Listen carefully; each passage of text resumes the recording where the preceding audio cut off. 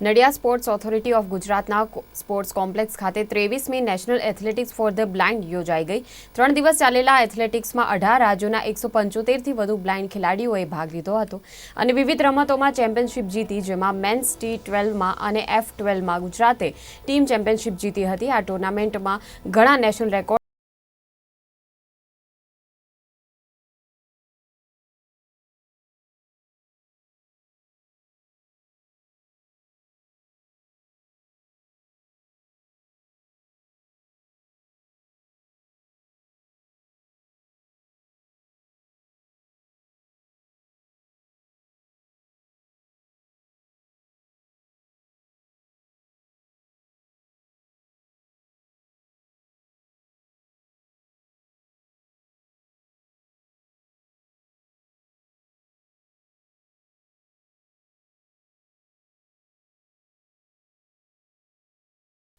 અત્યારે 23મી ઇપ્સા નેશનલ ટુર્નામેન્ટમાં અમે 200 મીટર, 100 મીટર અને રિલેની અંદર મેં પાર્ટિસિપેટ કર્યું હતું T12 કેટેગરીમાં.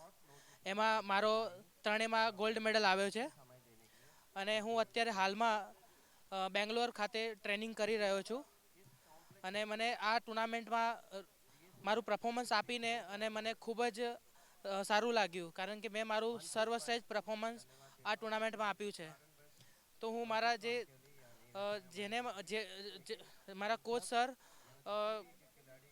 યતીશ કુમાર સર, જેઓએ મને છેલ્લા 7-8 મહિનાથી મને ટ્રેનિંગ આપ્યું, અને મારી સંસ્થા છે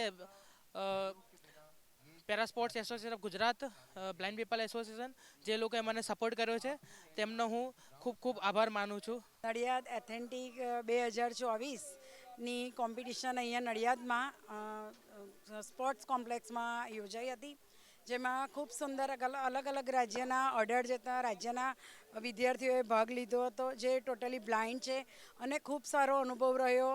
એટલું સરસ એ લોકો આમાં ભાગ લીધો, અને એની સાથે જે બ્લાઇન્ડ હતા એની સાથે પણ જે દોડી રહ્યા હતા, કે જેને એને સાથ આપવાનો હોય છે, એ પણ એ સુંદર એવો એને સાથ આપ્યો. ખરેખર એ જોઈ અને એવું લાઈવ આપણને એવું લાગે કે ખરેખર આ લોકો આપણે કંઈ નથી કરી શકતા, એ આ લોકો કરી શકે છે. સુંદર એવો આ કાર્યક્રમ રહ્યો, સુંદર એવું આયોજન રહ્યું, અને ખૂબ ખૂબ અભિનંદન કે આ લોકો ખૂબ આગળ વધે અને ખૂબ સારા એવા પ્રોગ્રામ કરતા રહે. અને છેલ્લા 3 દિવસથી આ જે સ્પર્ધા ચાલે છે નડિયાદ ખાતે સ્પોર્ટ કોમ્પ્લેક્સમાં, એમાં ચેમ્પિયનશિપમાં ગુજરાત પ્રથમ છે, સેકન્ડમાં આંધ્રપ્રદેશ છે, અને થર્ડમાં મહારાષ્ટ્ર સ્ટેટ સામેલ થયેલું છે. અને ખૂબ જ ઓવરઓલ કાર્યક્રમ ખૂબ જ સરસ રહ્યો. કોઈ પણ છોકરાને કોઈ પણ પ્રકારની અંધ હોવા છતાંય કોઈ પ્રકારની તકલીફ નથી પડી, અને અમને મીડિયાથી માંડી અને ભોજનથી માંડી અને ગ્રાઉન્ડથી માંડી રાજ્ય સરકાર તરફથી ખૂબ જ સાથ અને સહકાર મળ્યો છે. એ બદલ હું બધાને ધન્યવાદ કરું છું. અને ઇપ્સાએ ખૂબ સારી કામગીરી કરી છે, સ્ટાફને પણ સારી કરી છે, અને ડેવિડે પણ અમને સાથ, એના સેક્રેટરી ડેવિડ શ્રી છે, એમને પણ ખૂબ જ સાથ અને સહકાર આપી અને આ ગેમને પરિપૂર્ણ કરવા માટેના સખત પ્રયત્નો એમની ટીમે કર્યા છે. બધા આભાર. Thank you. सो 23वीं national athletic championship for the blind समाप्त हुआ, और मैं बड़ी खुशी और गर्व से कह सकता हूँ कि इस बारी इस नेशनल चैम्पियनशिप में 6 नेशनल रिकॉर्ड्स ब्रेक हुए. जैसे मैंने पहले भी इसके बारे में बताया, T11 में, T12 में भी बच्चों ने नेशनल रिकॉर्ड ब्रेक किया. इसका एक इशारा ये होता है कि क्वालिटी ऑफ जो championship was very high. There was a good competition, बहुत अच्छी कंपटीशन रही है. और कुछ स्टेट्स के बारे में मैं ज़रूर मेंशन करना चाहूँगा, जैसा महाराष्ट्र है, आंध्र प्रदेश है, तमिलनाडु है, और गुजरात है. यहाँ सब प्लेयर्स का इतना क्वालिटी बढ़ चुका है कि शायद ये स्टेट्स इन चीज़ों को बहुत सीरियस ले रही हैं, और यहाँ के कोचेस काम कर रहे हैं, उनकी मेहनत आज नज़र आई है. और as a general secretary, organising secretary, मैं इस बात से बहुत गर्व फील कर रहा हूँ कि ये बड़ी कामयाबी हुई है. इस चैम्पियनशिप का कामयाबी इसी चीज़ में है कि 18 स्टेट से पार्टिसिपेशंस थे, और उसमें मेन एंड वेमेन पार्टिसिपेट किए. तो आप अगर नॉर्मली चैम्पियनशिप्स हमने देखी है पहले भी, वेमेन की पार्टिसिपेशन में बहुत एक्टिव या बहुत सीरियस नहीं होता था. इस बारी actually the fight was so tough, sometimes it's a fraction of seconds में उन्होंने डिसाइड किया first and second.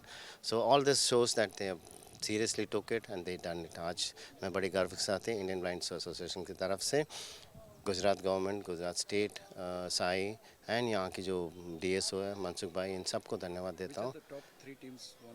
So Gujarat was the top, and Maharashtra was there, and also almost Andhra Pradesh was there. Andhra का players कम थे, लेकिन उन्होंने जिस event में participate किया वहाँ मेडल जीता, इसलिए उनका ટેબલ ટેલી में રિઝલ્ટ में बहुत अच्छी रही. સ્પોર્ટ્સ ઓથોરિટી ઓફ ગુજરાતના નડિયાદ સેન્ટર ઉપર છું. અહીં આગળ નેશનલ એથ્લેટિક્સ ફોર ધ બ્લાઇન્ડનું શાનદાર આયોજન કરવામાં આવ્યું.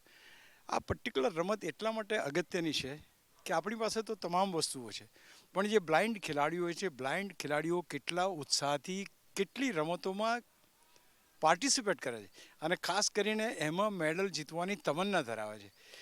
દરેક વ્યક્તિ પાસે કંઈક વિશેષ હોય છે, પણ આ જે વિશેષ બ્લાઇન્ડ ખેલાડીઓમાં જોવા મળે છે એ ક્યાંક અદ્ભુત છે. કદાચ હું કે તમે કલ્પના ના કરી શકે. કોઈ બ્લાઇન્ડ ખેલાડી જે છે એ દોડે છે, તમે વિચાર કરો કે એની સાથે એક રનર હોય છે, એ ખેલાડી દોડે છે, હાઈ જમ્પ છે, લોંગ જમ્પ છે, વિવિધ પ્રકારની રમતોમાં પાર્ટિસિપેટ કરે છે અને મેડલ જીતે છે. આ નેશનલ ચેમ્પિયનશિપની અંદર આમ જોવા જઈએ તો ગુજરાત નંબર 1 પર રહ્યું છે, એમાં કોઈ બેમત નથી. ઘણા બધા ગોલ્ડ મેડલ્સ અને સિલ્વર મેડલ્સ જીત્યા છે, પણ ક્યાંક દરેક ખેલાડીમાં એક રમતની ભાવના હતી, એ ક્યાંક જોવા મળીને ખાસ કરીને કેમ એકબીજાનો સહારો બનીને આગળ વધી શકે એ તમન્ના ક્યાંક દરેક ખેલાડીમાં એ ભાવના જોવા મળી.